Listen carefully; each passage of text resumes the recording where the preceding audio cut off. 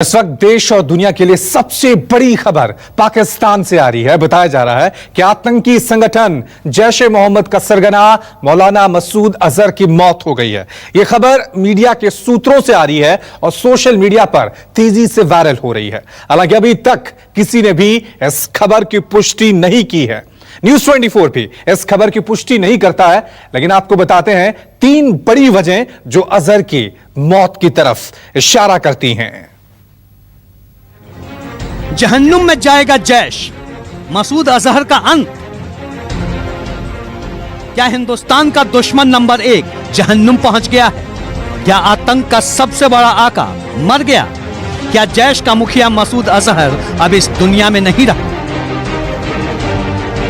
Media में ऐसी खबरें आ रही हैं कि आतंकी संगठन जैश के सरगना मसूद अजहर का अंत हो गया है।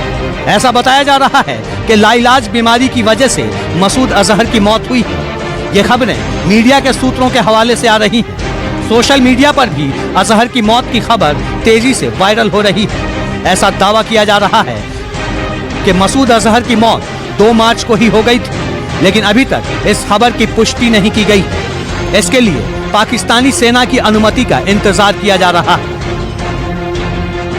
हालांकि अभी तक पाकिस्तान सरकार या उसकी सेना किसी ने भी मसूद अजहर की मौत की पुष्टि नहीं की है। न्यूज 24 भी इस खबर की पुष्टि नहीं करता, पर हाल के दिनों में हुई घटनाओं से ऐसे कयास लग रहे हैं कि मसूद अजहर की मौत की खबर सही हो सकती है।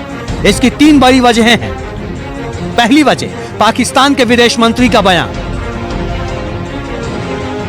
हाल ही में पाकिस्तान के विदेश मंत्री महमूद कुरैशी ने एक टीवी इंटरव्यू में कहा था कि मसूद अजहर बुरी तरह बीमार है, इतना बीमार कि वो चल फिर भी नहीं सकता। उसकी बीमारी का इलाज चल रहा है। He is in Pakistan. According to my information, he is very unwell. He is unwell to the extent that he cannot leave his house because he is really unwell. दूसरी वजह, बालाकोट पर भारत का हमला। पुलवामा अटैक के बाद 26 फरवरी को भारतीय वायुसेना के मिराज लड़ाकू विमानों ने पाकिस्तान के बालाकोट में जैश के आतंकी ठिकानों पर बम बरसाए थे, जिसमें करीब 300 आतंकियों के मारे जाने का दावा किया गया था। कहा जा रहा है कि उस हमले में मसूद अजहर के भाई समेत उसके कई रिश्तेदार भी मारे गए थे। अब ये कयास लग रहे हैं कि उस हमले में मसूद अजहर भी बुरी तरह घायल हुआ था, जिसे इलाज के लिए अस्पताल ले जाया गया था, और शायद यही वजह थी कि पाक विदेश मंत्री को मीडिया के सामने आकर अजहर की बीमारी का ऐलान करना पड़ा। तीसरी वजह, अजहर के छोटे भाई का बयान। बालाकोट हमले के बाद एक ऑडियो टेप जारी हुआ था, जिसमें मसूद अजहर के छोटे भाई मौलाना अम्मार की आवाज होने का दावा किया जा रहा है। उस टेप में अम्मार ने बालाकोट में भारत के हमले की बात कबूल करते हुए कहा था कि हवाई हमले से जैश को भारी नुकसान पहुंचा।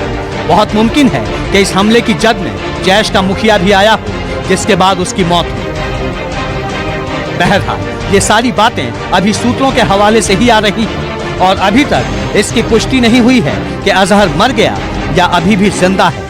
कहा तो ये भी जा रहा है कि पुलवामा अटैक के बाद से आतंकियों के खिलाफ कार्रवाई को लेकर पाकिस्तान इतने गहरे दबाव में है कि हो सकता है उसने जानबूझकर अजहर की मौत की झूठी खबर फैलाई हो, ताकि दुनिया के सामने उसे अजहर को पेश न करना पड़े। Bureau report, news 24। Masood Azhar मर गया या जिंदा है, इस खबर की अभी तक किसी ने पुष्टि नहीं की है। पाकिस्तान की सरकार और सेना भी इस खबर पर खामोश है। हो सकता है पाकिस्तान इस खबर का सियासी इस्तेमाल करने की प्लानिंग कर रहा हो। यह भी हो सकता है कि वो अजहर की मौत की झूठी खबर फैलाकर दुनिया को गुमराह करना चाहता हो। बहरहाल सच चाहे जो भी हो, पर इतना तो तय है कि हमारी संसद उरी, पठानकोट और अब पुलवामा पर हमले का गुनहगार मौलाना मसूद अजहर के पाप का खड़ा भर चुका है, और अगर वो जिंदा भी है तो भी हिंदुस्तान के हाथों उसकी मौत तय है।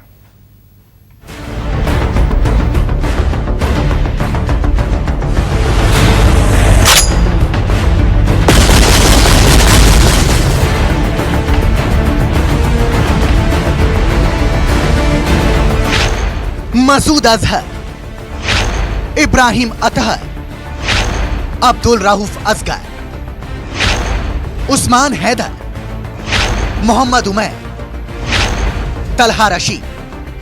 सिर्फ नाम अलग अलग है। खून बहाना, कत्ल करना, आतंक की क्लास चलाना, दहशतगर्दी की फैक्ट्री चलाना इन दरिंदों के खून में है।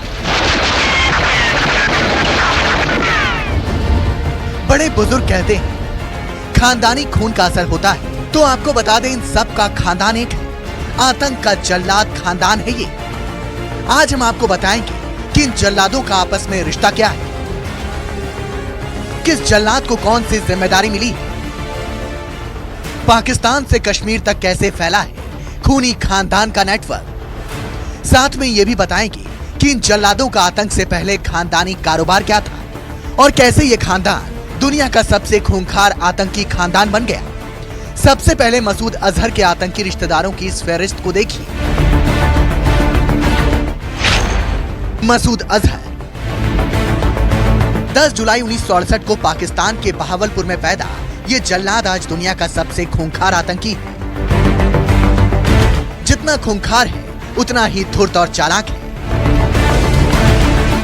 हमारी संसद पर हमला, उरी अटैक हो, पठानकोट हमला या फिर पुलवामा का आतंकी अटैक हो, हर हमले के पीछे इसी का हाथ है।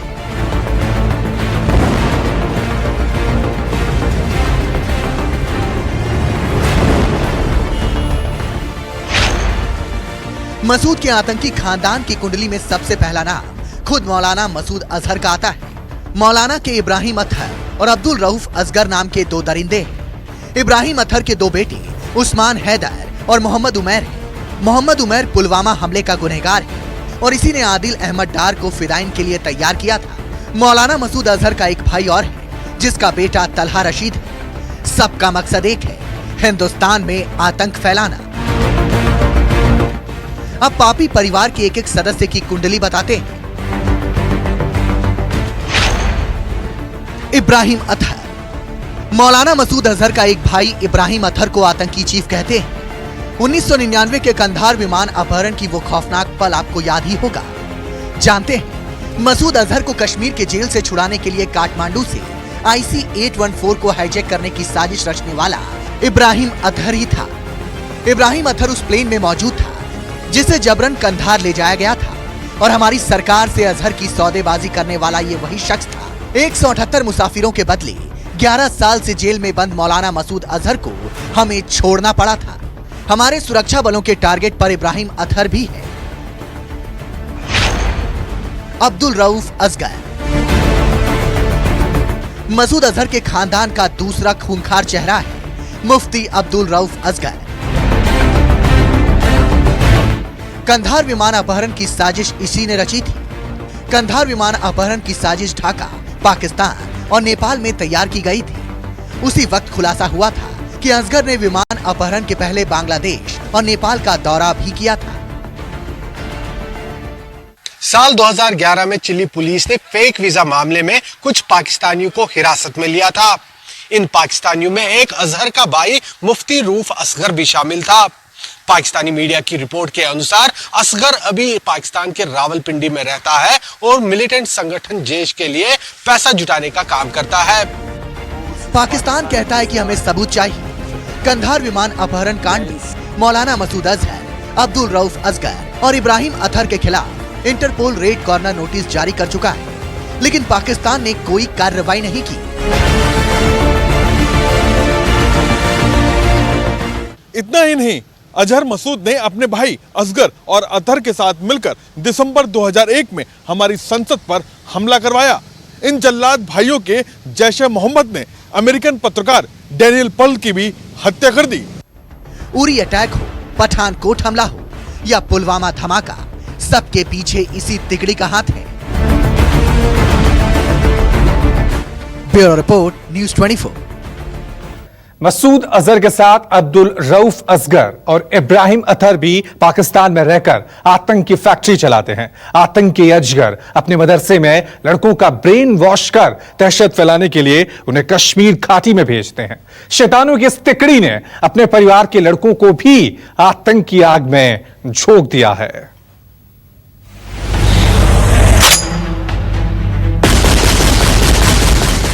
खूनी खानदान का मुखिया मौलाना मसूद अजहर है।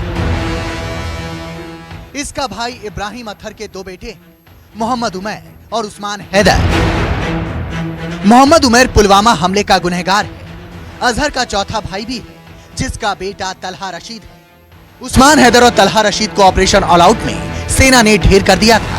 उस्मान और तलहा की मौत से बौखलाए मौलाना मसूद अजहर, इब्राहिम अतहर और अब्दुल रऊफ असगर ने मिलकर पुलवामा हमले की साजिश रची।